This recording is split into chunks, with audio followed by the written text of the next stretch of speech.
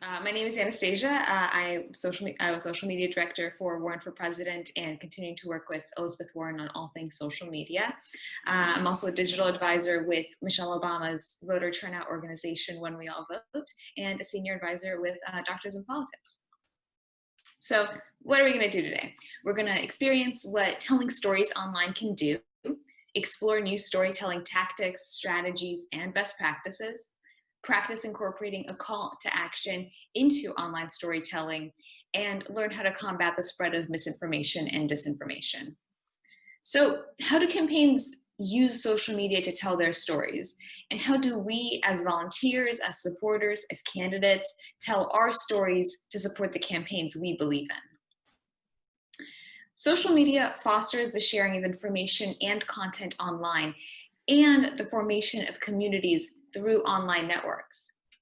And how can campaigns use social media effectively?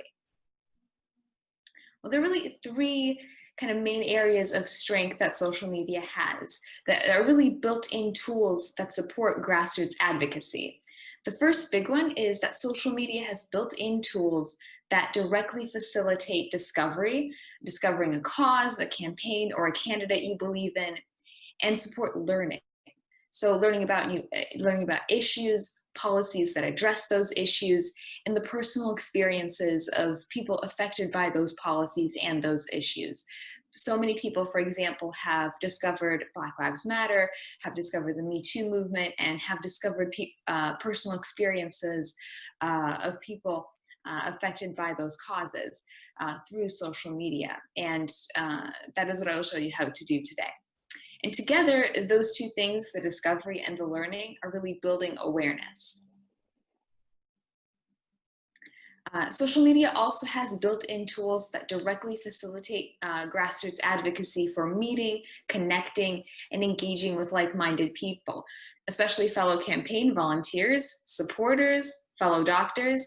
And again, that is something that a strength and an opportunity that we'll build on through this training.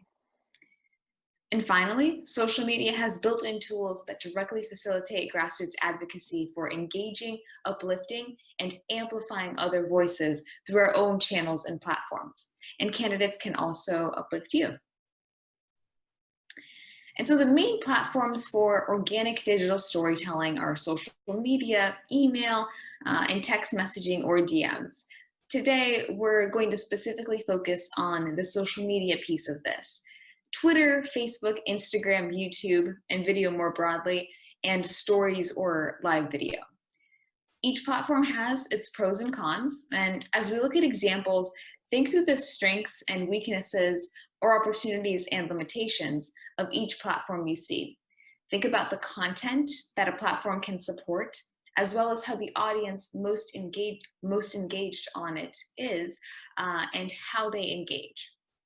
And remember to really think critically about platform selection and priorities. So for instance, TikTok, very cool and fun and can be great for reaching and engaging young voters or activists, but is it really your target audience? For larger campaigns with more resources, new platforms like TikTok or more production intensive platforms like produced or live video can be a great investment. For smaller campaigns, leaning into core social media networks like Twitter, Facebook, and Instagram is generally best.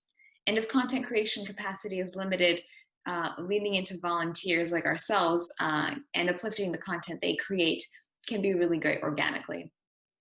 Finally, remember that platform features and their audiences are constantly changing and evolving. And I will come back to Facebook, continue on to Facebook and Twitter right after this. But Facebook started out as a social network for college students, and now it's notorious for attracting a bit of an older crowd. So as these things change, just keep an eye on them. And these, of course, aren't the only social media platforms, just the ones we'll focus on today. So Twitter. Twitter is great for big moments, rapid response, movements, and public conversations. Facebook and Facebook groups are especially great for building communities and connecting locally or personally, especially when I encourage everyone to make sure you're in the Doctors in Politics Facebook group, a great place for that. Instagram is a powerful platform for visual and video storytelling. So really thinking about communicating visuals on that platform. Video content is really the kind of FDR's fireside chats of 2020. One of the most effective ways to get someone to vote for a candidate is for them to meet the candidate. The candidate can't meet everyone, especially in 2020, but video can bring them directly to supporters without barriers of location or even time. It really brings the candidate or the people behind a campaign directly to audiences. And finally, perhaps more than any other platform or content type, live video bridges physical divides to create content, moments, and events that are as close to normal as we can get right now. It's the format we're using to have this training right now. And it really allows for intimate and immediate video storytelling, generally with lower barriers to production. And so this can include things like Instagram stories, Facebook stories, YouTube stories, Instagram, Facebook, and YouTube Live. Twitter has Periscope, and of course, Zoom right here and now. And digital storytelling is very powerful. It can help to best think of these powers as a mix and match. These ideas all build on each other and overlap. And for the rest of the training, I want you to think about the ways that the content that we'll look at, the content you're creating, and the content you'd like to create achieves these goals or seizes these opportunities. And that really is those powers I spoke to earlier. It's building awareness, persuasion, energizing and amplifying grassroots supporters, mobilizing volunteers and voters, and fundraising. So let's take a look at what digital storytelling can do. First, next slide. Build awareness about your cause, candidate, or campaign. So one great example is Zoom conversations. These are really today's campaign events.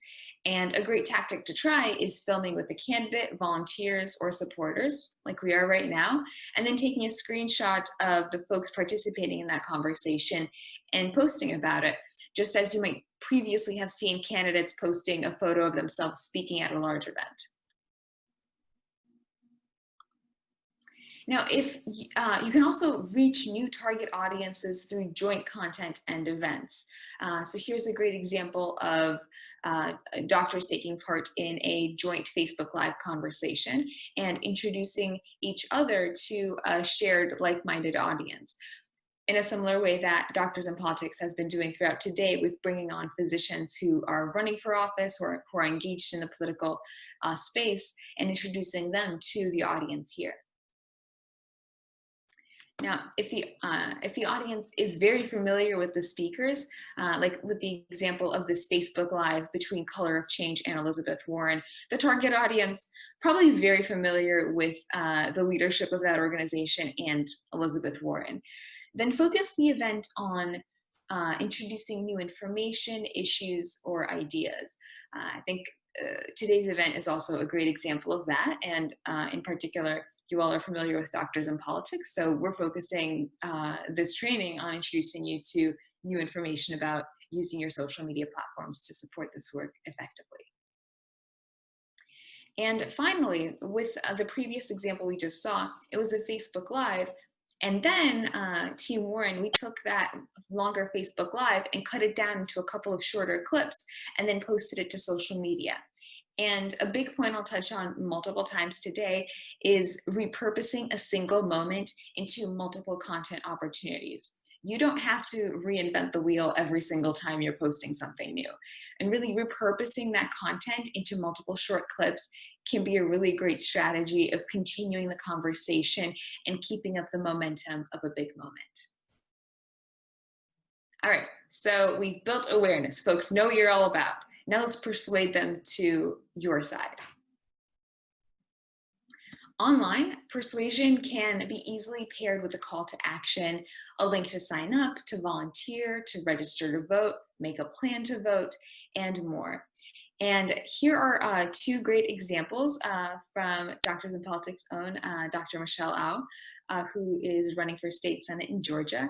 And I love how she is persuading her audience with first an example of highlighting her great endorsements, and also an example of her bringing a lawn sign to a local supporter. And I love how she continues the conversation about these endorsements and that activity, and pairs it with a call to action to join her and to donate to her.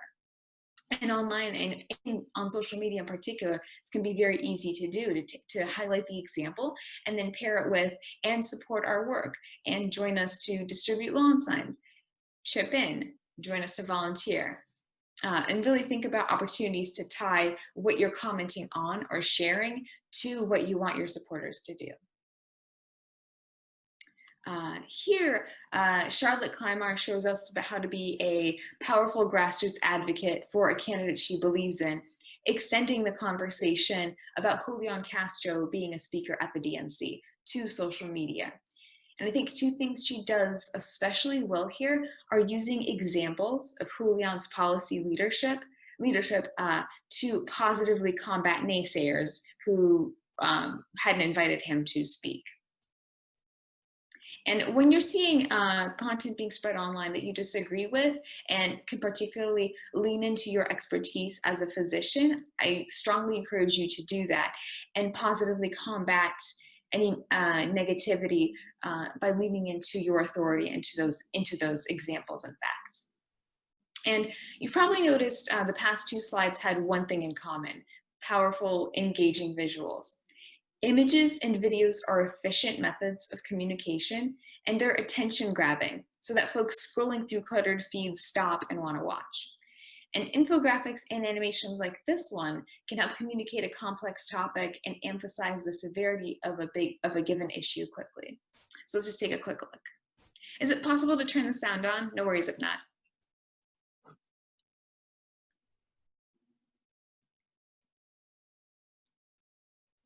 I'm not sure if that's playing for other folks, but essentially the first couple of seconds of that video powerfully communicates the employment rate with a very jarring graph and Elizabeth Warren narrating what's going on. And this is a great example of how we used visuals in a video to emphasize the severity of what is happening with the economy right now. So definitely think through that and think through ways that you can, if you are sharing video content, to open that video content and those shorter clips you might repurpose from a live video to open with that most powerful moment. And the reason I emphasize this is average video watch times on social media, especially like Twitter, Facebook, Instagram, are in the couple of seconds. So 8 seconds is like a decent average watch time that you'll see. And Facebook and Twitter and Instagram, they all count 3 seconds, even 2 seconds in some cases, as a view. So you really want those first couple of seconds to get some of the core point across and to give folks a reason to keep watching. And when I watch those first few seconds, I'm intrigued. Oh, okay, percent of the population that is employed, and that is tanking. All right, I want to learn more. Next slide. GIFs and quote graphics can also promote sustained sharing of great moments and a core message. I really love this example from Kamala Harris speaking about, you can take a wild guess, Donald Trump, and he ain't fooling nobody. And I love how she's taking this great quote, and through making a shareable GIF, it can continue the conversation about that great moment and that great statement and give supporters something to share continually, as, you know, Donald Trump not fooling nobody is something that comes up again and again. And next slide. And finally, don't be afraid to lean into humor. Humor can show shared values, cultural relevance, and a sense of humor, of course. Personality and humanity that voters look to connect with in their candidates and in fellow supporters and in fellow physicians. I'm sure you've found a lot of support from shared physicians through just laughing about the various challenges of your profession. At least I know I have in mine. And I love these two examples from Eric Garcetti and from Cameron Webb's campaign. So the first one is Eric Garcetti saying thank you next to a House Republican who lost his campaign in 2018. This was back when Ariana Grande's song Thank You Next was blowing up. And I love Team Webb using the how it started, how it's going meme to highlight the growth and the tremendous success of his campaign. Okay, so you've built awareness, folks know what you're all about, you've persuaded them. Now let's energize and amplify the power you're building online so that others see it and want to be part of it. So the first, another great example from Michelle, post about your community, momentum, and impact, and uplift others who do. So here's another great example of her sharing, distributing yard signs throughout her community in a contact-free delivery, and also uplifting other folks who have shared photos of themselves with their yard signs. And all right, next slide. And I also love this example from the Wisconsin Democrats, highlighting their momentum. In one tweet, they say they've made hundreds of thousands of calls, which impressive, and the impact of other aspects of their community, volunteers making free masks for their community, for instance. And I also love Michael's simple tweet on the left about making calls. And because Wisconsin Democrats use and encourage the Bridge Builders WI hashtag, his content is so easy to find and uplift by other supporters. And hashtags are a great way to organize conversations like this. Just make sure you're selective with only using maybe one or two at most in a tweet. And this slide has a lot going on, and that's the point. I really want you to see how a single event, one of the Dem debates, allowed candidates to create such a wide variety of creative and engaging content that highlighted each candidate's unique strengths, continued the conversation about the debate past that one moment, and paired with a call to action to keep up the momentum. Kamala has, so we'll just go clockwise. Kamala has a pre-debate hype photo. Beto has a captioned video from the debate. Julian is promoting his watch party. Cory Booker has a fun GIF paired with a fundraising ask. Joe Biden has a quote graphic from the debate. And Elizabeth Warren shared a debate champion high school throwback photo after a certain debate in which she matched up with Michael Bloomberg, you might remember. And every event or moment can be an opportunity for digital storytelling. And you definitely don't need your candidate to be part of a presidential debate to make it happen. In the next section, we'll look at some of those kinds of opportunities. So mobilize volunteers, voters, and donors. Again, you've built awareness, you've persuaded, you've energized, so let's mobilize folks to take action. And with just a little over a week out from the last day to vote, there's really never been a better time. In this first example, next slide, highlights how to make your calls to action clear, concise, and accurate. Make it as easy as possible to take the action you want folks to take. This one couldn't be simpler. Text vote to 30330. Super straightforward, big and bold. If you're asking your audience to do something, make it as easy as possible. Now, sometimes the action that we need folks to take, next slide, isn't as easy as whipping out your phone and texting a quick 4 letters to a number. In this example, Yes on 55, a ballot proposition in California in 2016, posted about how to find Prop 55 on a very long, one of California's notoriously long ballots. So find Prop 55, make a plan to vote, and vote yes on Prop 55. Super straightforward. If I'm overwhelmed by my long ballot, well, at least now I know where to find Prop 55. It's in the state measures section, and I got to make a plan to vote and vote yes. Cool, straightforward. And Yes on 55 posted different colored versions of these graphics multiple times, even multiple times per day in the final weeks before Election Day. Now, it may feel repetitive for those of us creating content to be posting kind of the same thing over and over again, but remember that it won't feel that way for your audience, who are at most seeing just a fraction of what you're posting. Don't be afraid to hammer home your core message and ask. And remember to ask and keep asking. And finally, build on momentum to mobilize. If you're having an outstanding day of fundraising and organizing, tell your audience and then ask for more. People love feeling like they're part of a movement. And so I love both these examples, highlighting momentum, be it in polling, be it in organizing, be it in fundraising, and then building on that momentum to ask even more folks to get involved. FOMO is just as real online as it is in person, and building on that is great. That said, kind of one little asterisk there, if you're having a particularly challenging day or things are behind, that can also be kind of an anti-momentum to build on. And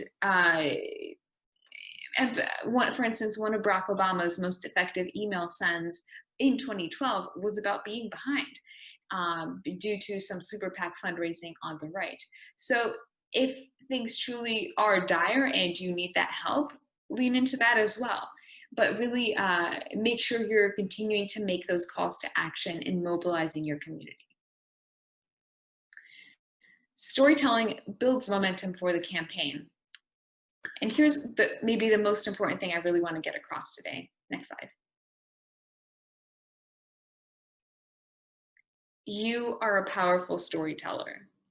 Your voice and story adds powerful personal meaning to what the campaign is putting out online. In particular, you as doctors, as medical professionals, you have such an important voice to contribute to the political conversation and just the national conversation in general.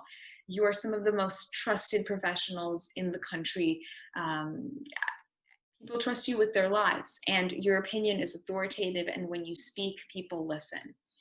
And I really encourage you to use your voices to contribute to the importance of making a positive change. And it truly, people say every election is the most important election of our lives. I don't know if that's always been true, but I know it's true this year, especially. And to make it a little bit easier, next slide. To make it a little bit easier for you all to figure out how to get started, we've also created a MedVote toolkit that includes some sample language you can share on social media, and that's just doctorsinpolitics.org/MedVote, and it looks a little bit like this. Includes sample language that you can post to social media, you can send in a text to help you get started. All right, so now we'll just walk through some best practices with digital storytelling. The first big one is post content to add your voice, your story and experience to what the campaign is sharing online. Here's a great example from a Facebook group for supporters of a down ballot candidate in Minnesota. We have folks sharing themselves holding up signs, folks sharing photos of themselves voting early. If you still have your ballot and have to mail it in, I strongly encourage you take a quick selfie when you're mailing in that ballot. That is powerful persuasion and social proof, and it adds your experience voting to the broader conversation of the campaigns you're voting for. Next slide. I also love these examples from Natalie and Chrissy in Texas. Chrissy, on the bottom right, tweets about how she voted on the first day of early voting and was in and out in 5 minutes. And then she used that extra time to mail 300 handwritten postcards to voters. Nice. And Natalie, on the top left, tweets about how she supported Gina Ortiz-Jones in 2018 and is excited to do so again in 2020.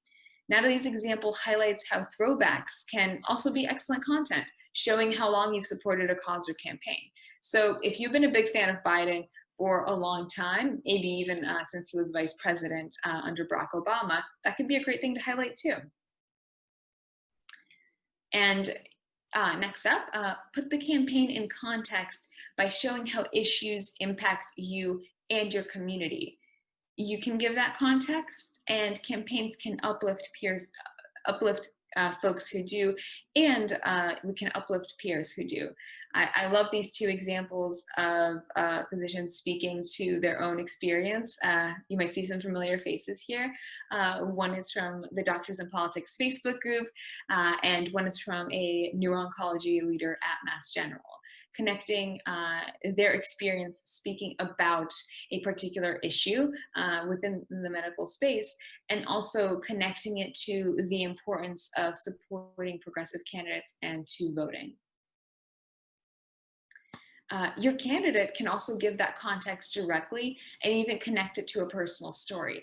And again, I really love these examples from some of the physicians Doctors in Politics has endorsed, and some you even heard from today, connecting what is going on with COVID and how they see that as frontline workers, putting the context of their own experience as medical professionals in the context of the campaign they're running and why they do what they do. And every single one of us can do that and has a personal story behind why we're involved. And these are really great examples to look at. And candidates can also invite supporters to tell their stories.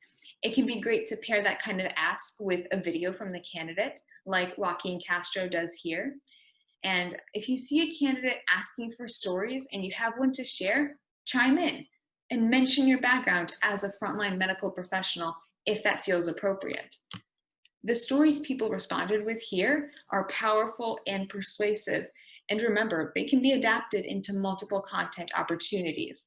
For instance, Team Castro could screenshot these replies and adapt them into a series of graphics, or the candidate could film a video reading and commenting on them. And even better, you can do all of the above.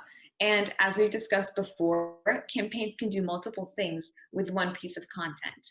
So here's a video of Elizabeth Warren meeting a public school teacher in one of her selfie lines. The teacher asked Elizabeth to commit to appointing a public school teacher as Secretary of Education, and soon that became part of Elizabeth Warren's campaign platform. So Elizabeth shared that video. And next slide. Once Elizabeth Warren tweeted that video, the teacher quote tweeted it to add to her own context and comment. It's a great example of how you and any supporter or volunteer can uplift a campaign's content to show your own support, whether or not you're in the video.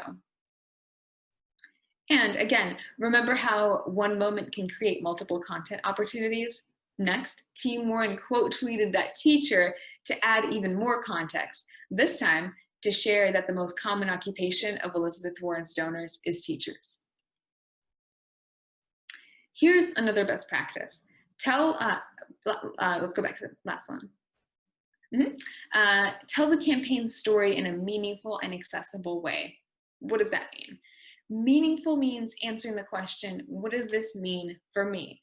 And accessible means in a way your audience can access. And that can mean posting to the platforms your audience is on, posting in multiple languages for a multilingual audience, or including alt text and video captions to make content accessible to audiences with certain disabilities. Here, Captain Mark Kelly and Unite Here teamed up to give Arizona workers an opportunity to tell their stories directly through their platforms. And they ensured that content was accessible to audiences in both English and Spanish. If you are building a campaign and have a significant Spanish-speaking audience and have the resources, I do strongly encourage investing in professional translation. We often see campaigns assuming that the person who happens to speak Spanish will want to create Spanish language content and be able to do so at a professional level. And just something to keep in mind is that that's not always a fair assumption to make. So it's important to have a conversation and invest in professional translation if you can. Now, another way to make campaign content meaningful and accessible is coming to voters through Q&As. Here's an example from the AAPI Twitter town hall organized by NBC Asian America. Many candidates took part in this town hall, and here are just two examples of responses from Tom Steyer and Amy Klobuchar. Another great best practice, next slide, is inviting and amplifying diverse voices and stories especially of those you are advocating for. So in your case, that could be the patients you're advocating for, and others impacted directly by your work who you may not see represented or properly advocated for in the national arena. Here, Bernie Sanders uplifts the voice and story of Adi Barkan, a healthcare activist, and connects that story to his own commitment to fighting for people like Adi and for everyone's right to healthcare. In these two examples, Kamala and Kirsten use their platforms to center the stories of gun violence victims and Breonna Taylor. And here's an example from Elizabeth Warren. In the first, she used her platform to bring on and share. Previous example. Sorry. No, I thought it was going to have video. Okay.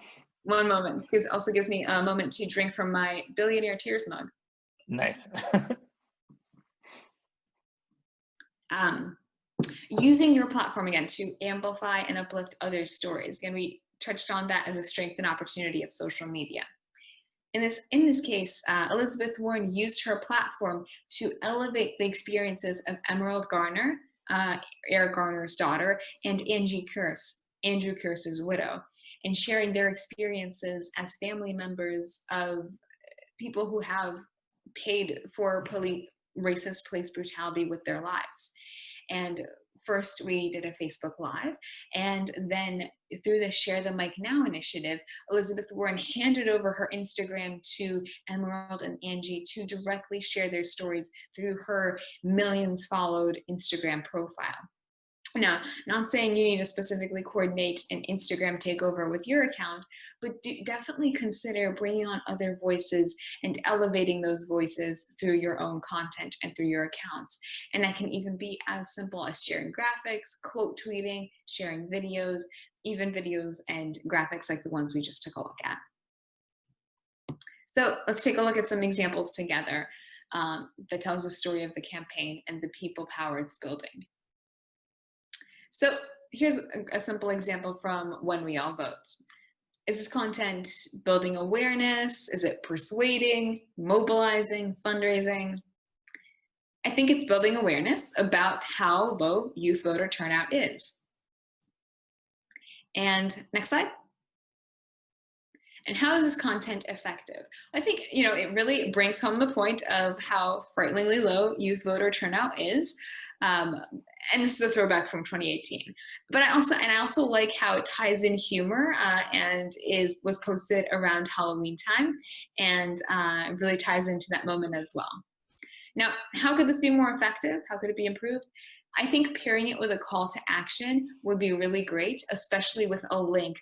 So we're talking about how youth voter turnout is so low. Let's include a link for making a plan to vote, so that if I'm a youth and I'm looking at this and I'm also terrified by how low youth voter turnout is, I want to go ahead and make a plan to vote. 'Tis the season to be a voter. So adding a link can be really great. And next slide. And here's another great example of When We All Vote doing exactly that. So they still have the meme. It still has the fun tie into Spice Girls and making a plan to vote early. And I like how they have the link right there. So you can just go ahead and click it and make a plan to vote early. Still has all the timeliness, the humor, and achieves that goal. Here's another example. I think this one is mobilizing supporters to vote by mail around National Vote by Mail Day. And this is from Lauren Underwood, a registered nurse who is running for re-election to Congress in Illinois. And I think this does a really great job showing, highlighting the importance of voting by mail and that opportunity. And again, I think this could be more effective if paired with a link to a call to action. And I do see there's a URL on the graphic, but making the URL clickable makes it so much easier for folks to actually go to that link. Again, assume maximum, quite frankly, laziness on social media. Make everything as easy as possible. The more complicated you make things, including even asking folks to type out a URL, the more folks are going to drop off and the fewer will take that action. Really spell it out and make it easy. And so in this next slide, I love this example from Lauren Underwood doing exactly that. Have you made a plan to vote? I did. Shows her dropping off her ballot, has an awesome GIF, and has a link right there to find the safest and most secure way to cast your ballot in your community. I love how she does exactly that. And finally, an example from Jay Inslee. In this example, he highlighted a unique feature of his ActBlue donation form at the time, that he does not accept contributions from fossil fuel company employees. And I think this is a great example of fundraising. Highlights a unique feature of his campaign, his commitment to running a clean energy campaign in every sense and fighting for climate, even in the way he takes contributions. I love how he has the link right in there. I like the strategic use of just one hashtag, no fossil fuel money, and the entire image is clickable, so you can just go ahead and click that and open to go donate. And it's a great example of fundraising, and it's also building awareness about the climate focus of Jay Inslee's campaign. And how is this content effective? We've touched on that. How it could be improved? I do think the graphic is a little text heavy, but since it's a screenshot of a donation form, I think it works. All right, so I love all the fun examples we've looked at together, but our last big topic is a serious one. Fighting misinformation and disinformation. You can fight the spread of misinformation and disinformation online, and you can help others do the same, and you should do both. Misinformation is false information that is spread regardless of whether or not there is an intent to mislead. And here's an interesting, next slide. Let's see, it's showing up. There it is. All right. Here is a study you may find interesting that just came out recently that concluded that the President of the United States is likely the largest driver of COVID-19 misinformation at the moment. And misinformation isn't just what is being spread with or without an intent to mislead by the president. It's any kind of thing that we just mindlessly hit retweet on without even thinking, is this actually real? Am I uplifting someone who is an authority on this piece of information? Sometimes it can even look like a friend, texting us something and being shocked, and us not taking the extra step to check that source and make sure it's real. Now, disinformation is deliberately misleading information or biased information. It's manipulated narratives. It's propaganda. And it's everyone's responsibility to be partners in the fight against misinformation and disinformation. And we really need this to be an all hands on deck effort, because campaigns can't do it alone.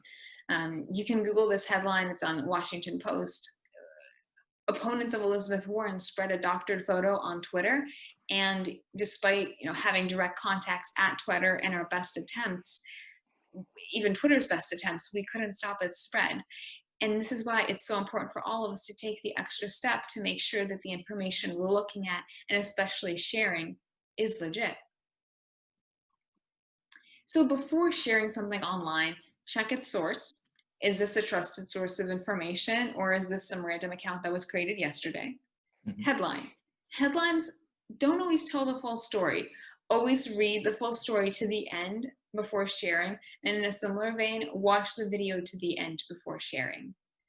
Review the facts. If something sounds unbelievable, even in 2020, it very well could be. And is it retouched? Look out for misleading pictures and videos in posts and stories. This could be edited to mislead or show an unrelated place or event.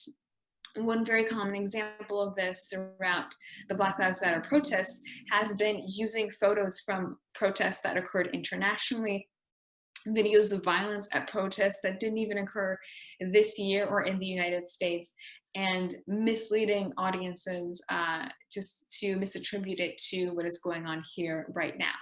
So always check those sources and make sure that anything you amplify in particular is a trusted source of information, especially because you all, as medical professionals, are such trusted voices. Now, here's the big thing.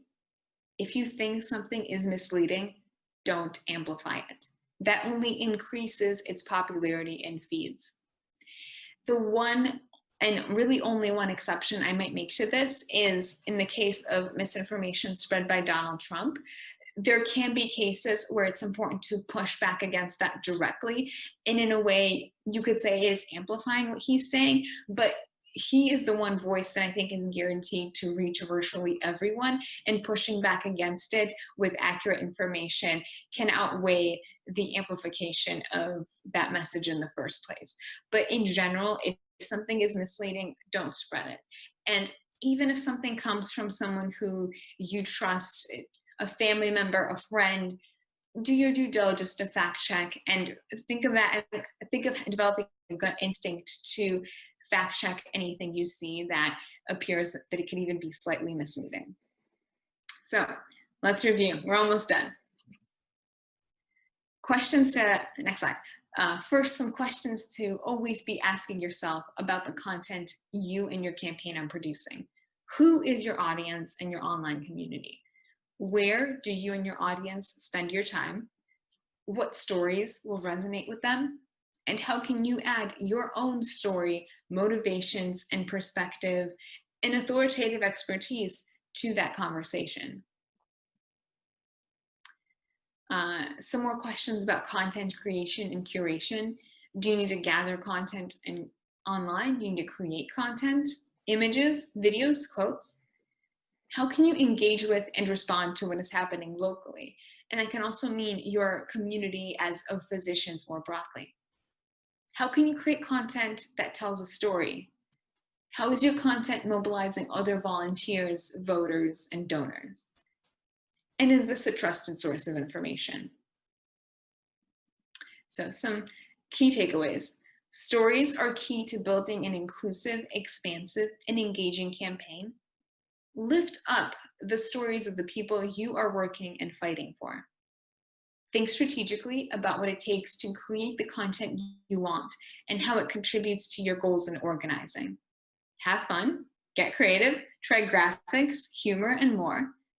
Use best practices to infuse the campaign with your own unique voice, and your voices truly are so important. And be mindful of what you're sharing online. And just to end on a final note, remember that election day is not the first day to vote. It's the last day to vote. So make a plan. Next slide. Oh, sorry. All good. Make a plan to vote early and encourage your professional and personal networks to join you. And remember that social media is a great place to do that. All right. Thank you so much. If folks have questions, feel free to drop in the chat or just go ahead and ask. I would love to answer any questions you may have.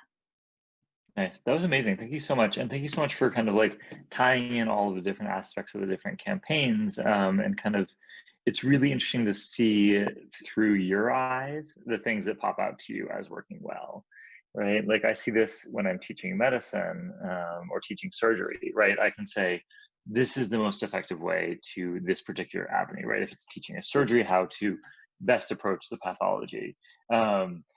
But I feel like when I look at social media, it kind of all looks the same to me, which maybe is just because I spend more time consuming content than I do creating content. So I guess roundabout kind of way of asking is, when you go to create content, how do you do it? Like, what are you thinking about? Keeping it short, appealing visuals, like what is it that like really jumps out to you? I think the biggest mistake that campaigns and just in general folks can make about social media is thinking about, oh, I need to post. I got to post. What do I post? I think don't start with a quota in mind. Start with a strategy and a goal. And I would say right now, our goal is to mobilize folks to make a plan to vote and go vote. And I think that is the most important goal right now. And then secondary to that is donating to and volunteering for the campaigns and causes that we support. And of course, voting for those campaigns. So I think right now I would start with focusing on opportunities to mobilize our audiences to make a plan to vote and to vote blue up and down the ballot.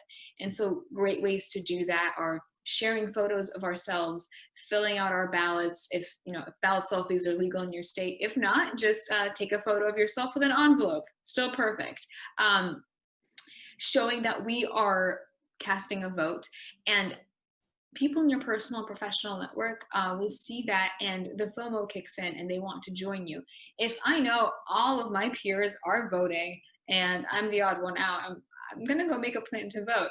And if you privately want to share this, I don't encourage tweeting this, but something to keep in mind is voting is publicly recorded. So it is a matter of Mhm. public record whether or not you cast a vote. So Mhm. if someone wants to go find out whether you voted in this election, they will be able to. Something to keep in mind. And so I think right now, mobilizing our folks around that goal is the most important thing to do. And really starting with that strategy and always coming back to what am I trying to say here? Why am I doing this? Mhm. Is I think the most important thing. And as if every single piece of content furthers the goals we're trying to achieve, it makes it so much easier to create that content and to know that it has a purpose and that we're not wasting our time. That's awesome. Yeah, and then we have a question in the chat, which is how far ahead do you kind of plan your social media strategy? Do you have a plan for social media 3 days ahead of what you will post? How far out do you go? What are kind of like best practices around this? I think it's really a case by case basis, but what the way I so for instance with Team Warren, we balance rapid response. Of course, we can't predict what outrageous thing Donald Trump is going to do or say. He could have even done something and said something while I was giving this training, so I'm True. sure I'll check the news and find out. He likes to do that stuff on the weekends. Um, so I think there's the rapid response piece, but also we always balance that with proactive rollouts. During the campaign, we were averaging some two or three big rollouts per week, and that was, of course, a proactive initiative. And now, even after the conclusion of her campaign, we're continuing to roll out endorsement launches. Elizabeth Warren has endorsed over 120 candidates down ballot across the country, Mhm. and rolling those out and being proactive. And I think it's important to also have flexibility with those proactive rollouts. So if you planned to do a big launch on a certain day and the course of the news cycle changes dramatically, being attentive to that and understanding what is appropriate and timely and what the audience will respond to. If someone very important passes away, it may not be appropriate to do your big celebratory launch that day or a big birthday push for the candidate. Sure. And that's also why I generally do discourage scheduling content. Mhm. One thing to also keep in mind is that even something that seems so inoffensive and normal and just how could this possibly offend anyone?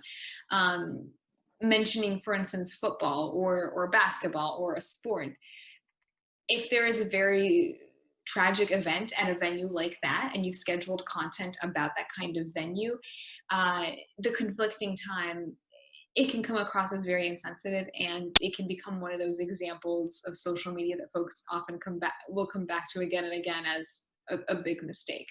But to answer your core question, I think it really depends. I think for personal content, I don't necessarily think about it as making a plan, but just kind of plan it out.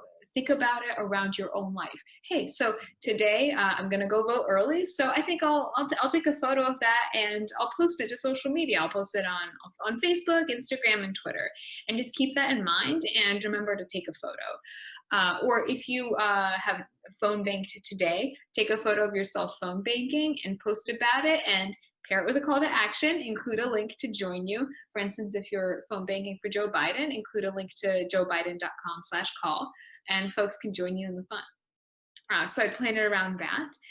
For campaigns, I think again, it really depends. I think it's good to have kind of big moments calendared out and kind of big phases. So the first phase is building awareness and then persuading, mobilizing, and then that voter turnout, that crucial period of GOTV. I think right now, given how close we are to the last day to vote, GOTV is really what a lot of campaigns are thinking about, though donating is always impactful and always encouraged. So I think my answer is that it really depends, but I'll always come back to how does this serve my goals? What are we trying to achieve? So I think calendaring out big phases makes sense, but then always being attentive to the news cycle and integrating that And then to kind of pair with that question, when you're thinking about forming relationships with people to amplify your message, right? Celebrities or people that have a larger presence on social media, how do you find those relationships and how do you vet those relationships, right? Because you could have somebody that has, you know, 20 million NRA followers, but and you happen to know them, but it isn't necessarily the right spokesperson for your cause. How do you, as somebody in the social media world, make sure that you can kind of get as much kind of volume to your voice, but also having that being spoken by somebody who shares your same values?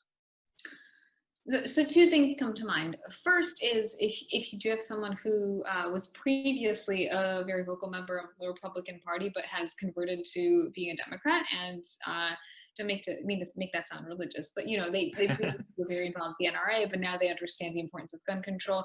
That can be powerful to speak to their audience about why Mhm. they switched positions. I think we have seen a lot of Republicans Yeah. coming out vocally this cycle and saying that they are voting for Joe Biden because so much is on the line, and the Republican Party no longer represents what they believe it to be.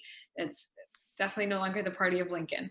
Um, and Mhm. so I think that can be important, but I think the relationships you lean into to helping spread us a message online, I think it starts earlier. I think it starts with the community you're already building from the beginning and bringing in those voices and building diverse and inclusive community so that when it comes time to ask them to spread a message or be involved or have an ask, it doesn't feel like we're just coming to someone asking them for something. It's we're already friends, we're already part of a community. Hey, could you help us amplify this? I already know you're on the same page, you spoke at one of our events, that kind of thing.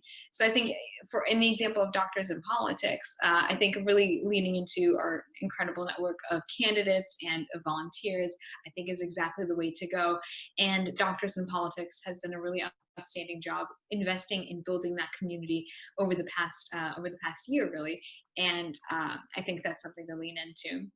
And especially looking ahead to the next cycle, that's also something to think about how building that momentum starts from day one. And really, it's never too early, but it's also never too late. In terms Yeah. of vetting, I think that's something that comes throughout developing that relationship. And I think that's something that, of course, like bigger campaigns do have research teams, but I think that vetting happens naturally through developing that relationship. And I think you'll understand if someone is genuinely wanting to support you. And if they really are just like a hardcore NRA supporter, why would they be uplifting a progressive candidate to begin with?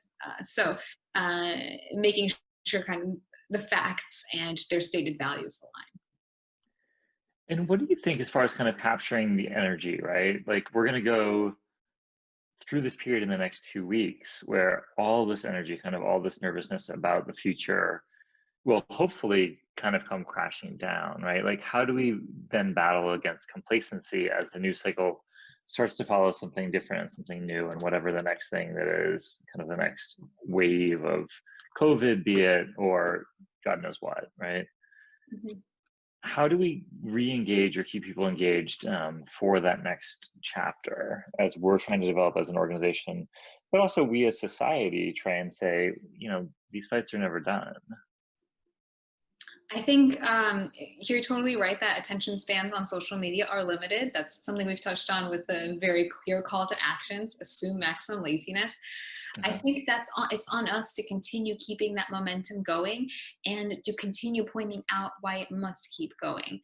I think, for instance, many Black Lives Matter activists have done a really outstanding job of this, of continuing to comment on, you know, Black lives still matter, and they matter in all of these other areas. They matter in work. Black careers matter, Black activism matters, Black votes matter. And even if we are past the peak of protests, this is still happening, and this is still an important issue that we need to keep speaking out about. We need to continue speaking out against white supremacy, against racism, against police brutality, even if it's not front and center in every single headline. I think, given the state of things right now, there will be plenty to mobilize around. I think right after the election, no matter what the results are, I think there is a concern that someone may try to dispute them, and I think coming out against that and combating that misinformation is important.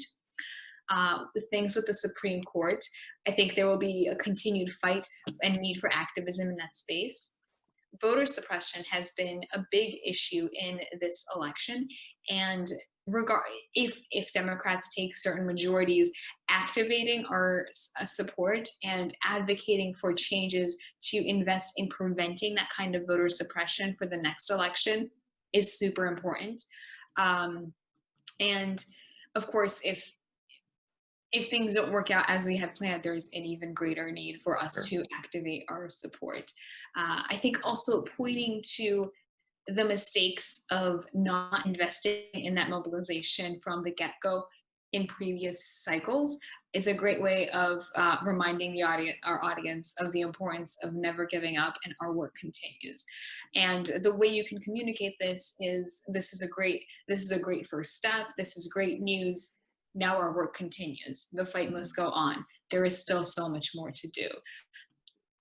Electing Joe Biden, I think, is priority number one, but there is so much that needs to be done beyond that, and that is not our only priority. It's just our top priority. Right. It's just literally opening the door, right? And then we have to start figuring out how to walk through it and what that's going to look Absolutely, and like. we gotta keep talking about that door. It's we need to keep hammering home that message and really set the tone that we want supporters to see ourselves. And every single person who is listening to this right now, you can be part of that. You can continue hammering home the message that, yeah, we elected Joe Biden, but COVID is still here. I see it every single day in in, in my work, in my patients, in their families. And Joe Biden isn't going to, hopefully he wins, but he is not going to take office for a few months. Inauguration isn't until January. Our work isn't done. And our work is never done. And I think if we approach it that way, we will make the biggest positive impact. And I think it's important to be upfront with saying that to our audience.